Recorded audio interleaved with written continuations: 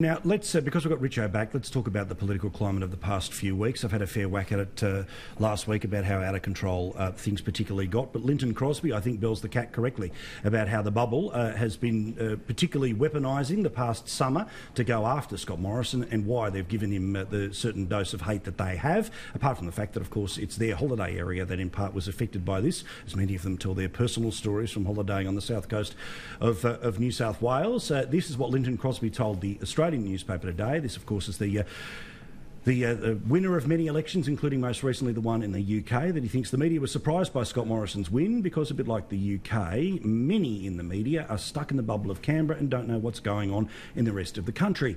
I think that they have doubled down on him because he defied their predictions. He also says that they're setting on much higher bar for him because they feel that he shouldn't have won. Richo, there are a couple of parts to this. I know you wrote a piece that was quite thoughtful and reasonable about the holiday, but that was at the start. Here we are, towards the end of the... That's just utter twaddle. From Crosby? That's what I think, so utter twaddle. Has he deserved what he's copped? He's copped plenty, but he deserved it. I mean, he's had a dream run for God knows how long, and suddenly the dream run ends. Oh, it's the media. I'm being picked on. This is terrible. What a lot of rubbish. I mean, Scott's a big boy. He can handle it. I notice he hasn't said this. It's someone like Crosby. I think that's a nonsense statement. And I think if we allow ourselves to think that the media cannot do their job, then I think we're in all sorts of strife. Now, the unfairness of the attack on him over the holiday, I defended him stoutly. I really did, and I meant it. And I'm with you. I mean, he and the family are entitled to a break, and absolutely good luck to them. So I'm absolutely with him on that. But as for the rest of this, I mean, honestly, this bloke has had one of the great runs of all time. The happiest marriage in the country, and all the shots of him and Jen and the kids. It's all wonderful, and he gets a bit of bad publicity, and Crosby's carrying on like this. Give it a break. This bloke, Crosby's been around, he's won too many elections, and I think he's starting to think that whatever he says must be right.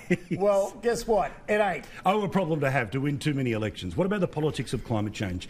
Do you think that has changed, or just changed for those couple of weeks? No, I think I think what's happened now is a big majority of Australians believe in climate change.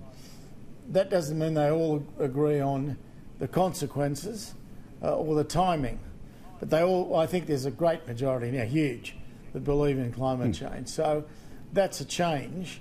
Where that takes us, we don't really know yet, because in my experience, it's all right until it costs me money, and if my beliefs cost me money, I ditch my beliefs. Well, and that's as it has been since 2009. It's what it will be in 2029. It's what it will be in 2039. What do you think of what Lynton Crosby has to say about why the media has decided to arm up? I certainly think... I think he's 100% correct. Sorry, I disagree with Richo there. I think Lynton Crosby is a smart operator. I don't always agree with him on everything. I thought Crosby Textor, not Lynton Crosby, but Crosby Textor's comments that Conservatives have nowhere to go if Malcolm Turnbull moves to the left proved to be completely wrong. So that was Textor part of Crosby Textor. But Crosby himself is incredibly smart. He's right.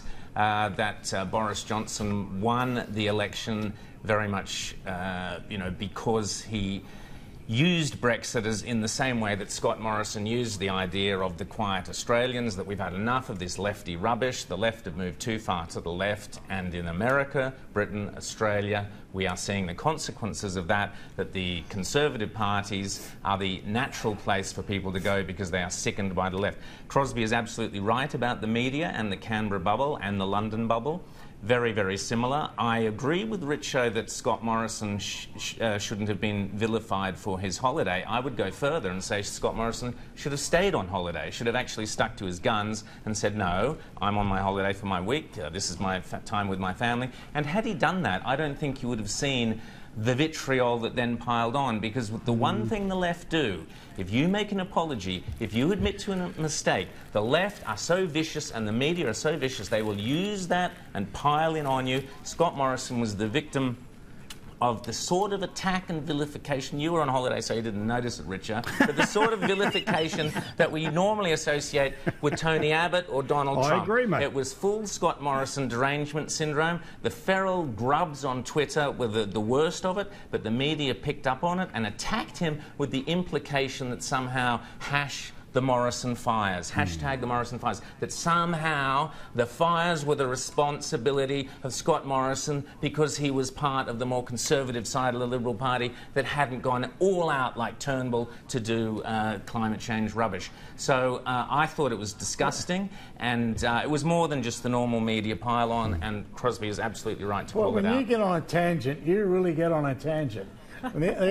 That is just bizarre. The truth hurts, Richard. I know the truth hurts. I know you don't like to read it. You read the Sydney Morning Herald, you pick up whatever the lefty rag in Townsville is, and you read that, and you get onto the ABC, first, then I read the Telegraph, you write for then the I get to the Herald. So you're wrong about that. You know, you have your little thing, Richard, that's fine. You know, truth hurts, mate. Jenna, your sense of what Crosby says about whether the media have decided to go Morrison a little harder because he essentially compounded them because they tried to make him not watch him between when he became Prime Minister and the election last year. He won, so they tripling down to make sure there's no chance of that happening again.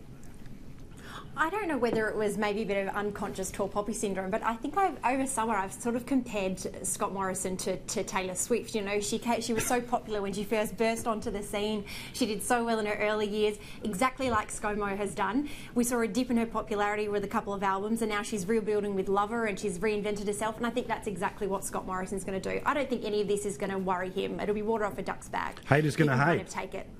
Yeah, haters going to hate. So let's see what he can do when he twirls on them in 2020, sorry.